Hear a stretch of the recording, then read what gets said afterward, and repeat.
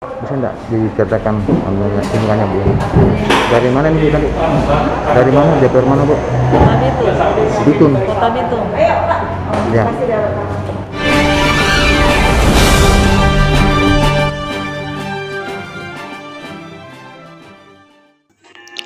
Pandemik yang masih belum kunjung usai seperti yang masih juga dirasakan di Kalimantan Timur, khususnya di kota Balikpapan, dan hal tersebut tidak mengurungkan niat DPRD Kota Bitung.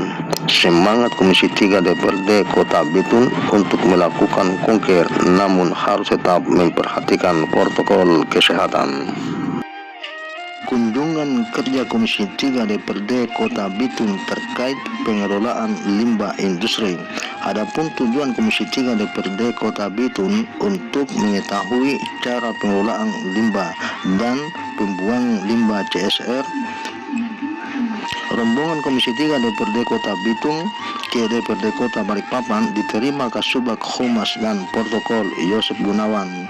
Menurut Ketua Rombongan Sesi Gana DPRD Komisi 3 Kota Bitung, maksud dari kunjungan tersebut untuk berkonsultasi mengenai penanganan pengolahan air limbah sebagai berikut.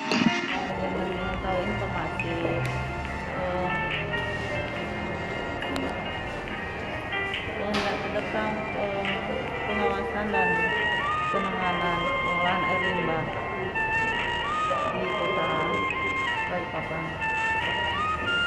Kami dapat informasi dari sini dan kami implementasikan di kota itu, mengingat kota juga merupakan kota industri sama dengan Balikpapan, terutama penanganan dan pengolahan air limbah.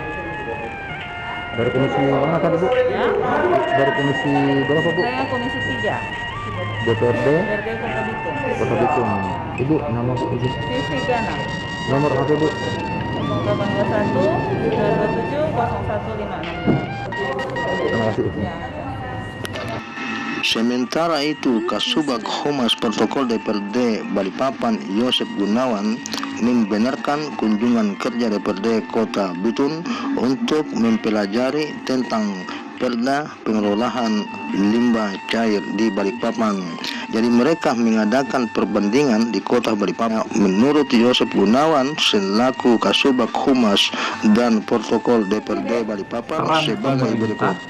Dalam pengawasan dan penanganan pengendalian pembuangan air limbah ke air dan sumber air yang berkelanjutan. Dikarenakan anggota DPRD Kota Balikpapan sedang reses, maka diterima oleh Sekretariat DPRD dan ini saya lakukan perusahaan protokol. Dalam penjelasan kami, karena ini reses, DPRD mengadakan reses tanggal 2 sampai 7 terkait dengan kunjungan DPRD Kota Bitung ini. Sebenarnya DPRD Kota Bitung ini nanti akan melakukan kunjungan selain ke DPRD Kota Balikpapan juga ke Dinas Lingkungan Hidup DLH yang memang menangani menjadi leading sektor untuk pelaksanaan kebijakan terkait dengan pengolahan limbah air cair di Kota Balikpapan. Nah, baru besoknya beliau mau ke DPRD Kota Samarinda. Nah, terkait dengan pengawasan pembuangan air limbah, memang salah satu tugas dan fungsi DPRD itu di bidang pengawasan dan pembuatan regulasi. Nah, di Kota Balikpapan sendiri sudah ada beberapa regulasi terkait dengan pembuangan air limbah cair. Balikpapan memiliki perda tentang limbah cair, yaitu Perda nomor 7 tahun 2000 berapa? Ada Perda nomor 7 tahun 2004 tentang izin pembuangan air limbah. Lalu ada Perda nomor 8 tahun 2016 tentang pengelolaan sanitasi. Nah, jadi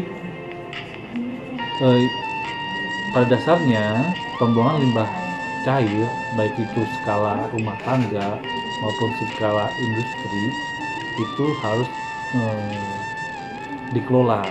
Nah, baik itu pengelolaannya lewat secara kawasan ataukah secara onset atau offset seperti itu. Nah, kalau di Balikpapan sendiri, Balikpapan itu punya 3 pengelolaan limbah, yaitu yang ada adalah yang berbasis kawasan itu di IPAL Margasari. Di situ IPAL Margasari mengelola hampir 1.800 kepala keluarga. Lalu untuk kaitannya dengan air lidi, itu ada pengelolaan limbah air lidi di daerah Waduk Timur, di TPS Timur, TPRS Manggar di Timur, di Kecamatan Timur. Di sana juga pengelolaan limbah untuk septic tank atau pengelolaan limbah untuk air septic tank. Itu ada 3 pengelolaan. Itu dikelola oleh Dinas Lingkungan Hidup. Kalau yang di Margasari itu dikelola oleh PDAM, seperti itu. Ada beberapa contoh yang sudah di dinas ini juga, dinas pemukiman, tanaman pemukiman itu juga kemarin sudah membuat menganggarkan beberapa di tahun-tahun sebelumnya itu menganggarkan beberapa untuk membuat semacam IPAL skala rumah tangga dalam rangka tadi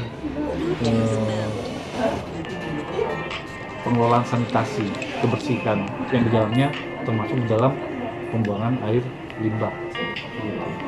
Skala rumah tangga juga sebenarnya secara industri seperti perumahan, industri itu kalau kaitannya dengan kemarin itu kami di Dinas Pemuda dan Olahraga, industri pariwisata khususnya hotel, restoran itu semuanya harus ketentuannya memang harus ada UKL-UPL-nya.